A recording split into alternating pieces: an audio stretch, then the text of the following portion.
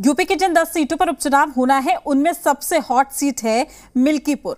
अयोध्या से सटी ये वो सीट है जिसे बीजेपी ने लोकसभा चुनाव का बदला लेने का मैदान बना लिया है।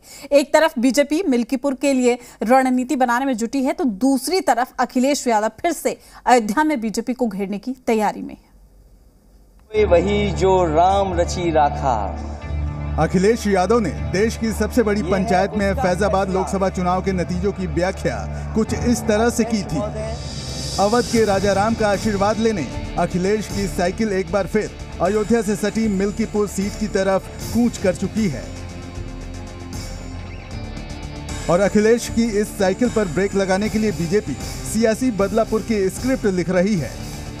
अयोध्या में 500 साल बाद राम मंदिर निर्माण के बाद बीजेपी फैजाबाद में प्रचंड जीत की उम्मीद जता रही थी, लेकिन चुनाव में बीजेपी के हिंदुत्व के मुद्दे पर अखिलेश का पीडीए फॉर्मूला भारी पड़ गया और बीजेपी अयोध्या से हार गई।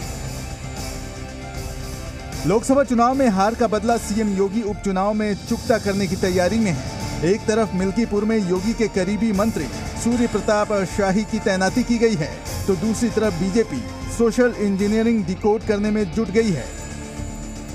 बीजेपी के नेता कार्यकर्ताओं और जनता के बीच सर्वे कर रहे हैं। जल्द ही सर्वे रिपोर्ट प्रदेश नेतृत्व को सौंपी जाएगी। रिपोर्ट के आधार पर जातीय समीकरण तैयार कर उम्मीदवार का ऐलान होगा।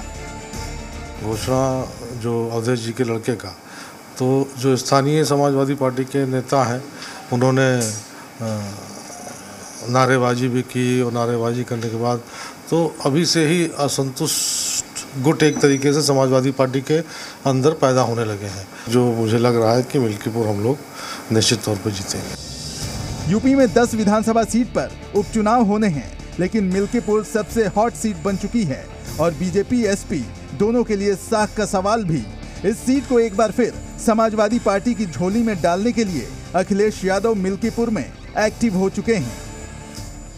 अखिलेश यादव के साथ साय की तरह नजर आने वाले अवधेश प्रसाद फैजाबाद से सांसद बनने के बाद मिल्कीपुर की विधायकी से इस्तीफा दे चुके हैं, जिसके बाद मिल्कीपुर में उपचुनाव की बिसात बिछ चुकी है। बीजेपी और समाजवादी पार्टी के लिए मिल्कीपुर नाक की लड़ाई बन चुकी है। सूत्रों के मुताबिक इस सियासी जंग को जीतने के लिए अखिलेश यादव ने अयोध्या में साधु संतों से मुलाकात की।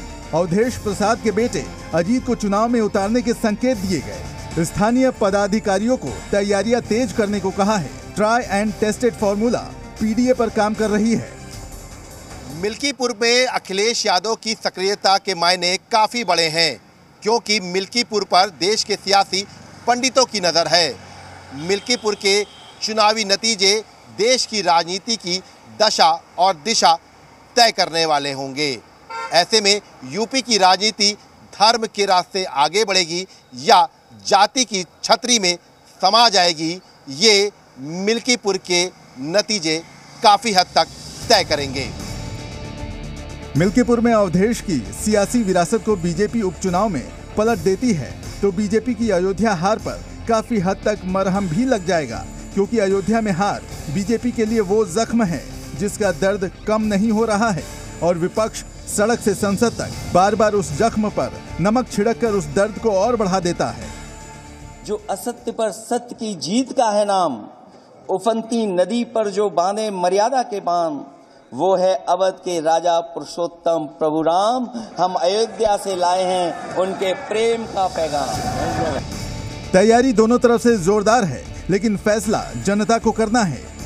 2022 में सपा ने मिल्कीपुर की सीट भाजपा से छीन ली थी, लेकिन 2017 में बीजेपी ने इस सीट पर फतेह हासिल की थी।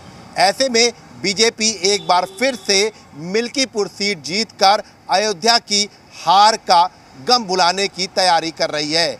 ऐसे में पीडीए फॉर्मूले को भेद पाना बीजेपी के सामने सबसे बड़ी चुनौती है और इसी चुनौती पर अब बीजेपी काम करती हुई नजर आ रही है।